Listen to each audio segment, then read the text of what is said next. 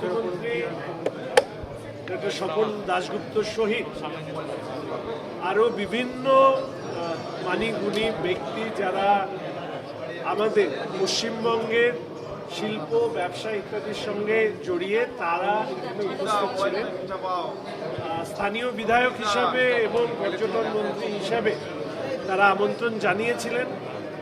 আমি আনন্দিত এই ধরনের একটি উদ্যোগ বিসিসিআই থেকে নেওয়া হয়েছে এবং আমার মনে হয়েছে যে এই সময়কালে যে কথাটি সবথেকে উল্লেখযোগ্য যে মনোভাবের পরিবর্তন, এবার বাংলায় বিনিয়োগ, তার জন্য রাজ্যের সরকারের যে গত ৮০ দিন ধরে আমরা যে কাজ করেছি সেই কাজ বিনিয়োগকারীদেরকে উৎসাহিত করেছে। বাংলায় ব্যবসায় বিনিয়োগ বাড়বে, শিল্পে বিনিয়োগ বাড়বে, তাকে সামনে রেখে এই ধরনের উদ্যোগ নিশ্চিতভাবে ধন্যবাদ প্রাপ্য। ব্যক্তিগতভাবে আমি আগেও বলেছি যে স্বরাষ্ট্রমন্ত্রী সম্মানীয় অমিত শাহ মহাশয়ের হাত ধরে যে সংকল্পপত্র সংকলিত হয়েছে সেখানে উত্তরবঙ্গ এবং শিলিগুড়িকে গুরুত্ব দেওয়া, পরবর্তীকালে ডক্টর স্বপন দাশগুপ্তের বাজেট ভাষণে সেটা সরকারি ভাষ্যে পরিণত হওয়া এবং তার পরবর্তীকালে বিনিয়োগকারীদের মধ্যে যে উৎসাহ দেখা দিয়েছে ভবিষ্যতের উত্তরবঙ্গ এবং শিলিগুড়িকে বিনিয়োগের একটা বড় কেন্দ্র হিসেবে তুলে ধরবার ক্ষেত্রে এটা সহযোগিতা করবে।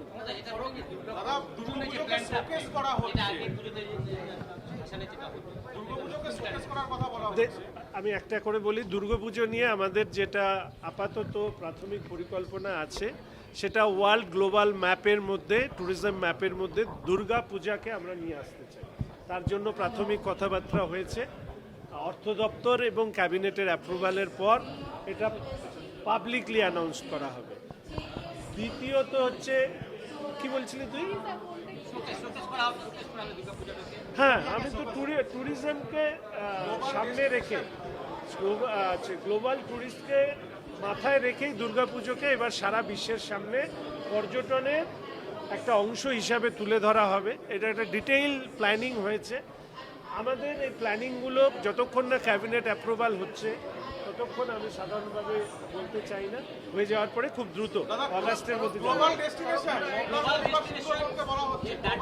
গ্লোবাল ডেস্টিনেশন আমাদের কেন্দ্রীয় সরকারের প্রকল্প। একটি দার্জিলিং আর আরেকটির জন্য আমরা আবেদন করেছিলাম, তার একটা অ্যাপ্রুভাল বা ভার্বাল অ্যাপ্রুভাল আমাদের দেওয়া হয়েছে। আমরা সুন্দরবনকে প্রাথমিকভাবে টার্গেট করেছি, মন্দারমণিকে নিয়েও চিন্তা রয়েছে। খড়গপুর আইআইটির সাথে আমাদের একটা প্রাথমিক বৈঠক হয়েছে। আমরা খড়গপুর আইআইটিকে ট্যুরিজম প্রমোশনের ক্ষেত্রে আমরা কাজে লাগাবো।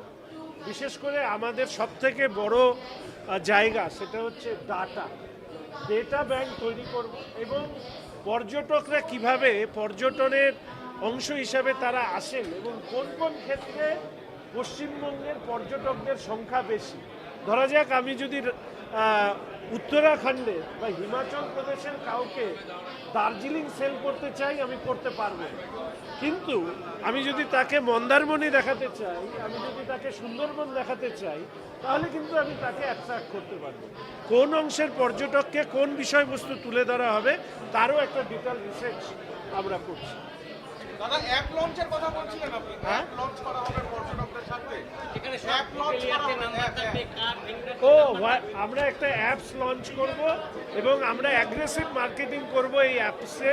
সেখানে সমস্ত সরকারের নথিভুক্ত সংস্থা, সে হোটেল হোক, সে যেরকম নিধিতে কেন্দ্রের সরকারের হোটেল রেজিস্ট্রেশন আছে, এর সাথে সাথে ট্যুর অপারেটর,